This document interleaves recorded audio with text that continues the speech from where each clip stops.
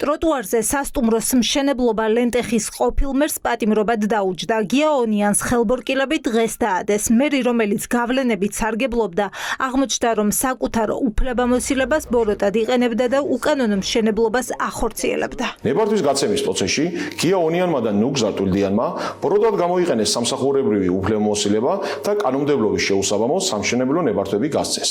ასევე სასტუმრო მშენებლობის პროცესში ზედამხედველობის სამსახურმა, რომელსაც გიაონიანი მეუღლის დისკმარი გიორგი გულბანი ხელმძღვანელობდა, ნაცვლად იმისა, რომ შეეჩერებინა კანონის მოთხოვნათა დარღვევით ნაწარმოები მშენებლობა და განეხორციელებინა მშენებლობის მახლობლად არსებული კულტურული მემკვიდრეობის ძეგლის დაცვის სათანადო კონტროლი, გიაონიანს საშუალება მისცა გაეგრძელებინა უკანონო მშენებლობა. სქემის მიხედვით მერად არჩევის შემდეგ გიაონიანმა მეუღლის სახელზე რეგისტრირებული კომპანიის სახელით საკუთარ სამსახურს მერიას მშენებლობის ნებართვით მიმართა. თავდაპირველად უნდოდა 2 სართულიანი კომერციული ფართის აშენება. შემდეგ კიდევ ერთი სართული დაამატა და სტალინის ქუჩაზე ტროტუარის ჩათვლით სასტუმრო ბორჯღალი ააშენა. მშენებლობის ნებართვა არქიტექტურის სამსახურმა გასცა.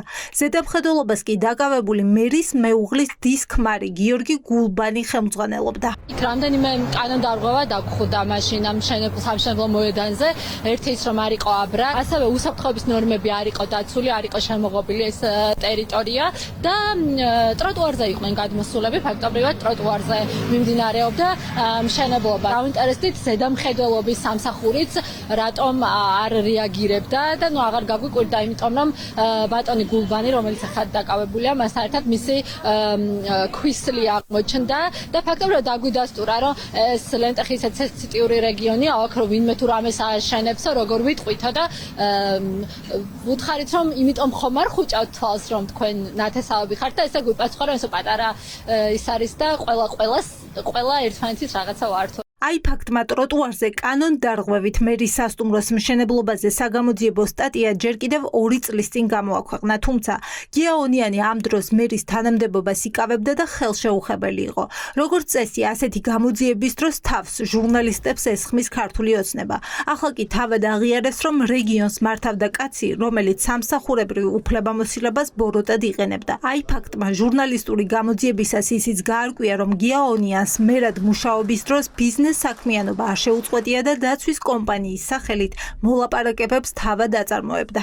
ჩვენ ჩავატარეთ ექსპერიმენტი და დაურეკეთ როგორც კლიენტებმა, ესე იგი ამ კომპანიის სერვისი იყო, კამერების სამთვალყურეო კამერები დაცვა და ესეთ რაღაცა და ვთქვათ, რომ ესე რაღაცა დაცვის კამერების მომსახურება გვინდოდა და გვითხრა, რომ ეს მისი საოჯახო ბიზნესი იყო, ფაქტობრივად შვილი იყო, მან გაზარდა ეს ბიზნესი და თავდაპირველ მოლაპარაკებებს თავად აწარმოებს კლიენტთან, რაღაცა გამართავს სისტემას და მხოლოდ ამ შემდეგ რაღაცა ერთვებიან მისი ოჯახის წევრები უკვე კლიენტთან ურთიერთობაში და ნუ შემდეგ დავურეკეთ როგორც ჟურნალისტები და აქ უკვე უარყო ეს ყველაფერი. რატომ დაიჭირეს გიაონიანი ახლა, როცა მის სავარაუდო კორუფციაზე მედია 2 წლის წინ საუბრობდა?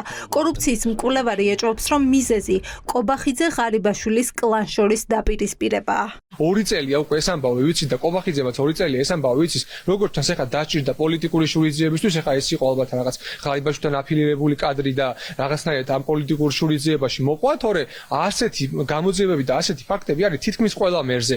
მაგალითად კობალურ სმანაშვილზე ვინც არის ხარაგაულის მერი და ვინც არის კობახიძის მამის ძმაკაცი მაგალითად და ასე შემდეგ. მაგრამ ეხა პოლიტიკურად დაჭირდა და დააკავეს ეს კაცი და შიდა ომი არის ქართულ ოცნებაში ირაკლი კობახიძესა და გურის ფეოდალ ჩიგოგიძეს შორის. ონიანის და მასთან ერთად დაკავებული ლენტეხის მერიის მაღალჩინოსნების პროცესი რამდენიმე საათში იქნება. უცნობია რა სიტყვის დაკავებული ყოფილი მერი და თვლის თუ არა, რომ ამ დრომდე ხელშეუხებელი კლანებს შორის დაპირისპირებას შეეწირა.